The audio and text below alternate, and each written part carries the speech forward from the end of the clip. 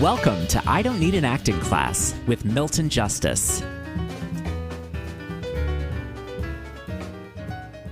Actors coming up with reasons I don't get a job.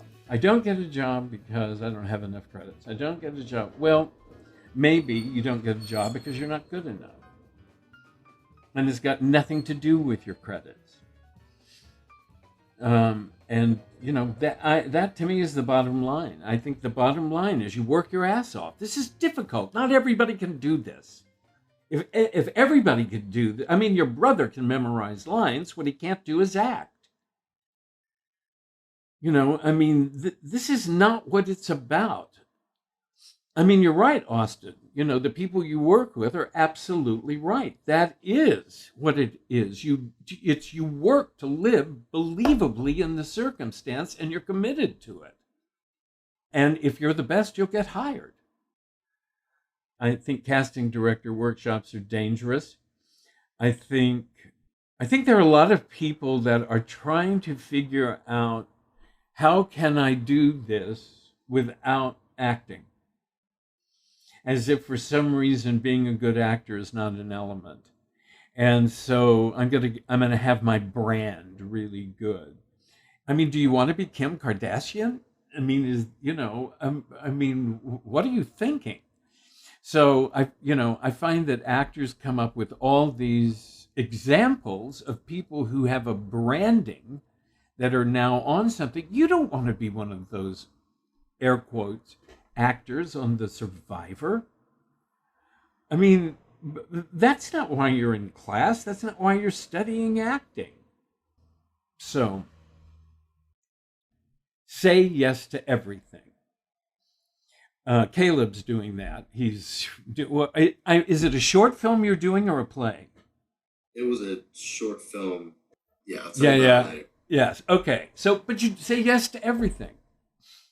And he went through a nightmare. The director, and directors don't know what they're doing, gave line readings. So it's like, but you chalk it up, but it's a credit. And that's the thing. It's like every single job you do gives you something. You get something. One of the biggest issue is confidence. It's like when I was in therapy. Yeah, I know. It was fun. We used to have a thing in therapy. I miss it. Sorry, that was a personal moment. There was a thing in therapy, act as if and then you become. And so I always thought, act as if you're confident and then you will become confident. This had to do with my inability to ask people out at bars because I thought, so at any rate. But that was the thing. So the more you do it, the more confident you get. There's no question. Then suddenly being in front of a camera is not an issue. Then, it's like every time you do it, you get more and more confident. I mean, to me, that's why you do this. To me, pacing is bullshit. All of that. If you're really good, you will get work. But listen, there are realities in this business. There just are. They're happy. I didn't get that. Could you try again? I hate my line. Would somebody please tell me how to turn that off? But that's the issue. I think if you start second guessing, I think if you start thinking that you can get a job by power schmoozing, they used to call it. Now what do they call it? Networking. If you think you can get a job that way, you're going to be doomed. If you think you can get a job by being the most popular person in the room, you're going to be doomed. I love, and my friend Mark Gordon, who's a huge producer, will do a conversation with me at some particular point. Mark said, I love it when there's an actor I've never seen before and they kick ass. I think everybody does. I think that is what you have to strive for. I think you have to strive for one of those people that walks in the room and people say, where the hell did he come from? It happened to Ruffalo. He'd been slinging it out for 10 years. He suddenly did an off-Broadway play, got discovered, and everybody said, where have you been? And he said, knocking on your door. You know, I mean, and that was it. He had been knocking on their door for 10 years. And then one day he was discovered. And he never stopped. He never stopped slugging it out. He never stopped working on it. In fact, he was a pain in the ass about it. I'm doing a play reading. Would you come? And he did everything. He did everything. And one of the play readings ended up being the play, This Is Our Youth, which was a one-act play, which he then did in Los Angeles as a one-act play. And then Kenny Lonergan decided to make it a two-act play and took Mark with him. You know, you do this stuff. You do a student short film that Caleb did, and then on to the next. And you get comfortable being in front of a camera, which is difficult. I mean, it's one of the reasons I gave up acting. Not one of the reasons, one of the many reasons. I just looked at myself on camera and I said, not pretty.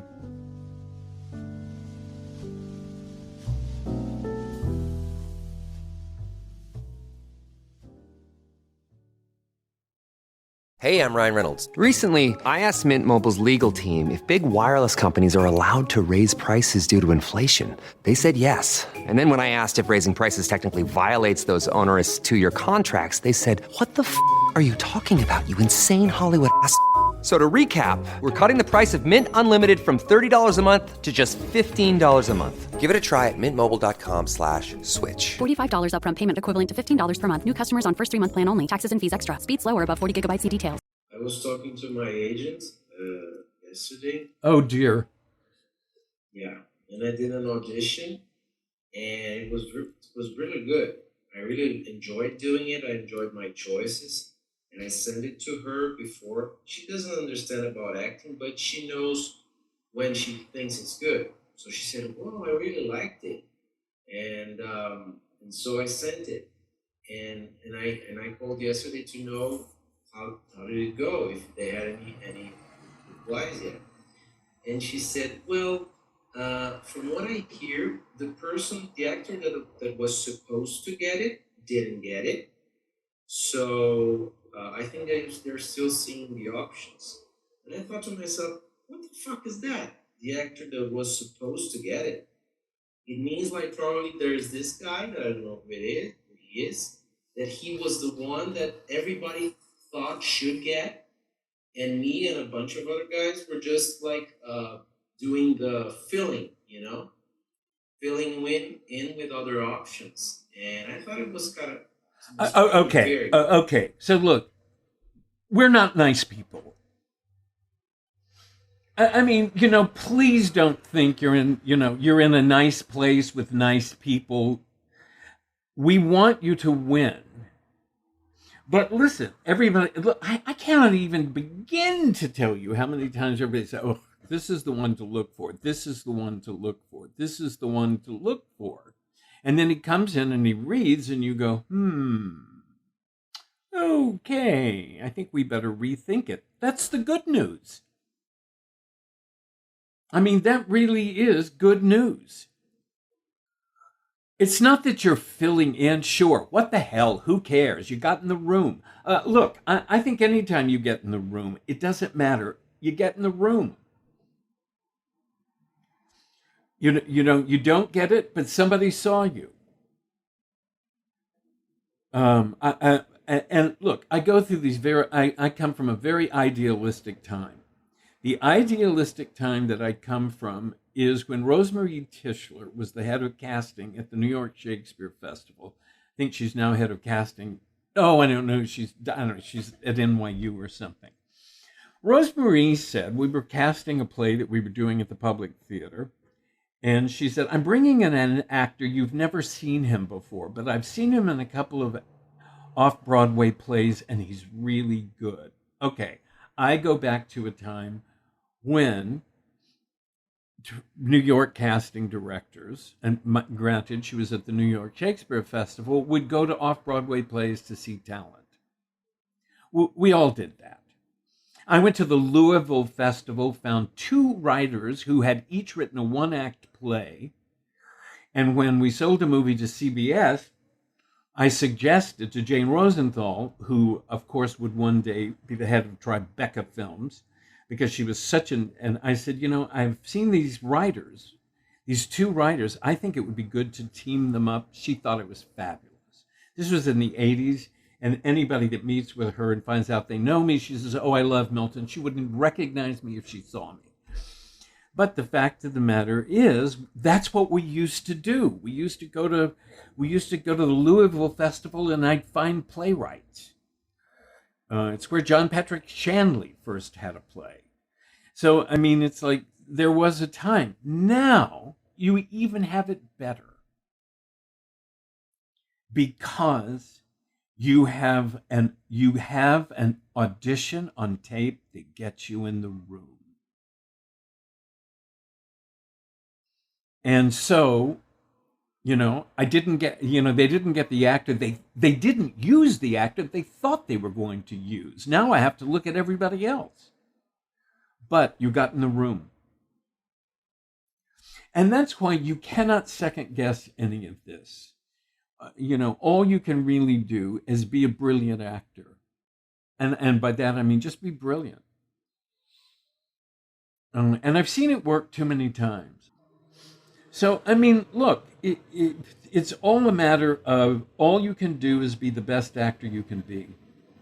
All you can do is struggle through to understand concepts that you don't understand. All you can do is just dig and dig and dig until you get it. And if you have a problem with something, keep digging until you get it. Austin, are you one of those people that is if you don't get the part, you live through it? I don't really give a fuck anymore, except for I just had a series regular that was going to film in New Orleans, and we kind of wanted to live there just for except for it's hurricane season, so maybe I lucked out. But yeah, no. Usually I just go on to the next one, do something else. Yeah. No, I mean, that's kind of what you have to do. That's what Chris Carmack taught us. This is back during live auditions. He said, yes, when I get out of sight of the audition room, I just take the script and put it in the garbage and move on to the next one. I Don't Need an Acting Class is created and hosted by Milton Justice and produced by me, Walker Vreeland. The opening track is by Jeffrey Keezer. It's called Miriam from his album Wildcrafted Live at the Dakota. And the closing track is Green Tea by Vendla. If you could, we would just love it if you would subscribe to the podcast and rate it and review it. You can find us online at idon'tneedanactingclass.com and on Instagram at idon'tneedanactingclass. As always, if you have a question or a comment, please email Milton, questionsformilton@gmail.com, and who knows, he might address yours on the podcast. So again, that's questionsformilton@gmail.com.